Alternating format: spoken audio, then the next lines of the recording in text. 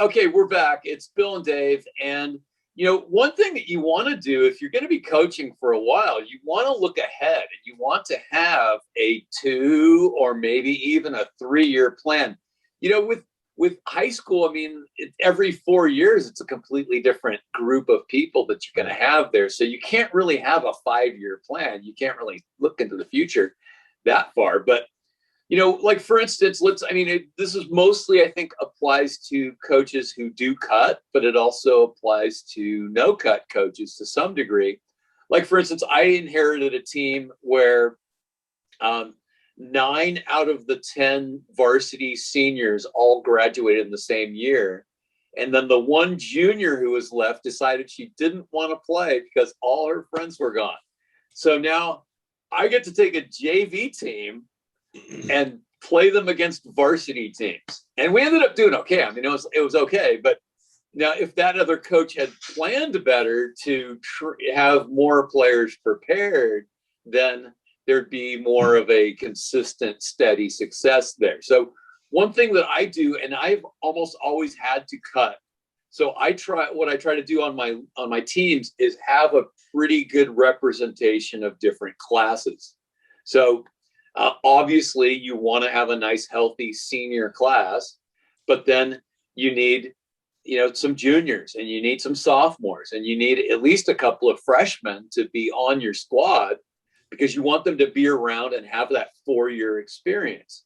So, I go out of my way to make sure that I've got some freshmen and then slightly more sophomores and, more juniors and whatever, so that we have kind of an even distribution so that those experiences will pay off in the future. Another thing that I do is I look at my lineup and I say, okay, let's see here. I have 4 seniors all playing singles. Let's see. Can 1 or 2 of them play doubles so that I can get some juniors playing singles, so that then when they come back next year, then they will be, having that varsity experience in those positions, and we won't have to train brand new, all of a sudden, 4 new singles players. So, having an eye towards that, which players are capable of playing singles and doubles. I mean, and one time I had a player number 5 on my ladder, and he couldn't volley to save his life. And he also could not serve to a target very well. So this was going to be a problem. So anyway, he ended up playing number 4 singles. And then because the rules allow it, I was able to bring my number 4 singles player into the doubles, which bolstered our doubles. And so sometimes you can look at these things, you can figure out, okay, how does this intermarry with the interests of a future year's needs? Well, you nailed that well, because if you don't build your freshman and sophomore class players and develop them, you'll have a good year maybe for 1 or 2 years when those juniors or seniors who are maybe more talented, they graduate, they move on. And I've had teams where I've seen where coaches, inherit a good team, but only focus on the top 6 or 7 kids. And then they're good for 1 year. And then they're the bottom of the barrel for the next 5 years because they're not developing. And as you know, I'm a no-cut coach, and I've developed the ways to program my team so I'm effective and efficient, because I've seen where freshman girls, freshman boys, especially freshmen, but also sophomores and even some juniors, become so good that I didn't expect them to be, because they became passionate, they matured, they got physically stronger, they got the love of the game. And you never know. I've told coaches this, and I know sometimes you can't help but have to cut. But if you cut a player, you cut ever knowing what that kid could have been. And very few ever come back to a program where they've been cut, because I've had one coach say, oh, I'll encourage him to come back next year. Well, know what? You want to know what? That kid in front of the whole team realized he was not good enough in your eyes. He's not going to show his face or her face again. He's going to find another activity. Now, there's exceptions where some people are like, I'm going to prove to that coach I can make this team. That's rare. I've coached for 45 years, and that is rare. I've had parents who tell me their kids go to another school. The kid got cut. He was showing possibility and promise, but he still got cut as a freshman taking lessons. What a mistake that coach did. And so anyway, the idea here is that if you take good care of your freshmen, sophomore, and junior players and include them in as many things as you can, whether it's being fully engaged in the practices, whether they're invited to the team parties, whether they're invited to state or region, all these things are so critical to the longevity of a successful team.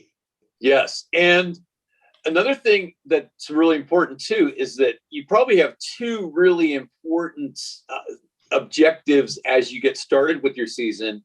And the first one is, getting your varsity players into the groove, the routine of practice. And then as soon as they're in that groove and they can have a little bit more autonomy, and maybe probably even simultaneously, you need to train any of the beginners or new players who don't have a lot of competitive experience on your team in what they need to be competent. So once I've done those two things, then what I do is I come back to my varsity and I try to take them up a notch. And then once they've got some things that they can practice for a short while, then I go to my next group and work with them. So I might go in groups of 4 or 6 at a time, and I'll matriculate down the courts. And then over the season, then I will have spent almost an equal amount of time with every player, although, a little bit more of my time is going to my varsity team because they're the ones whose results count right now. But I want every player on the team to know that I absolutely do care about their development, and that, that I am watching them play. And after every match, they're going to get some feedback and they're going to have something that they can work on for the next practices and matches. And so they have a plan. And then I also sometimes, either explicitly or not so, it's either overt or covert. I might overtly say, hey, I have big plans for this player, blah, blah, blah.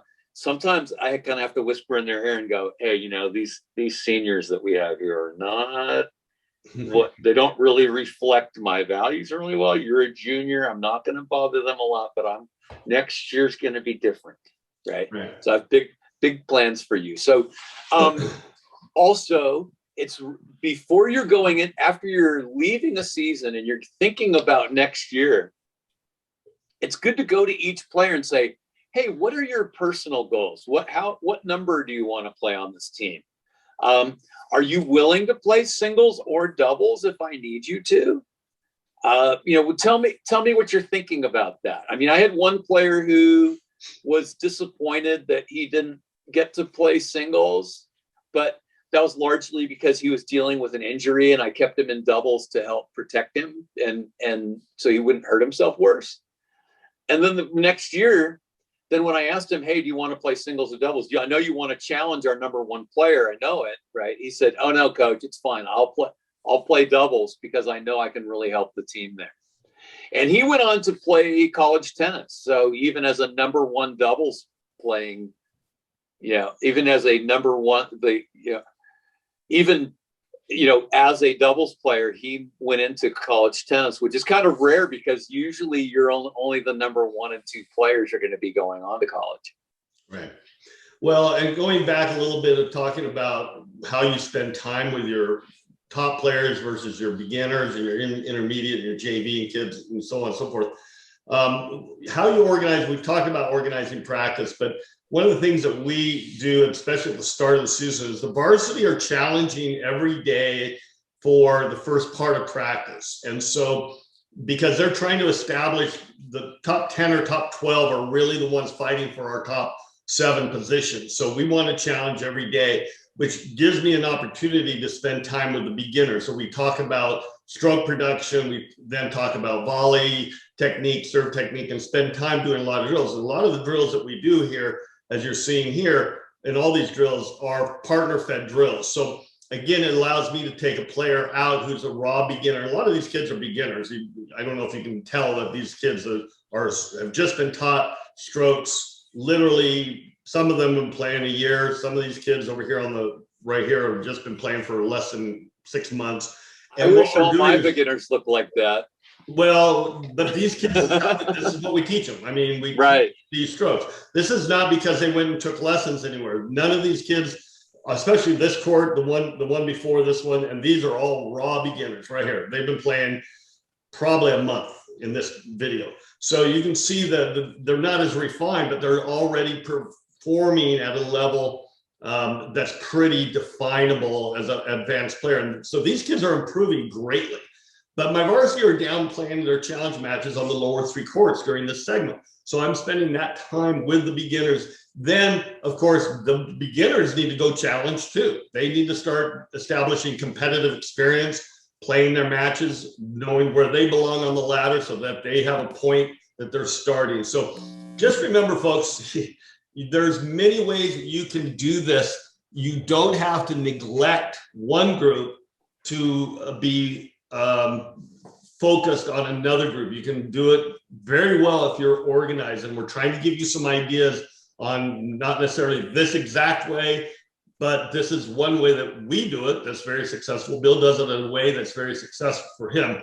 And so that's the value of this course, is that you're picking up ideas of like, oh, I hadn't thought of doing that, or here's a drill that we could do, whether it's, doing Zumba with your kids to warm them up, whether it's a fast hands drill like this drill here, whether it's an indoor drill where they're keeping a ball in play and doing these kind of things. So a lot of different things that you can accomplish amazing things with. Again, notice I'm not coaching them right now. I mean, they're doing what I showed them to start, and then I can work with them individually as needed. So there's lots of different ways that you can create a lot of opportunity for improvement, and they don't always have to take lessons at a club or lessons on a private court or do that to become highly skilled. Most of these kids you see here are taught within our program. And yes, I'm a tennis pro. Yes, I know how to teach. So there is an advantage here, and a lot of coaches may or may not have that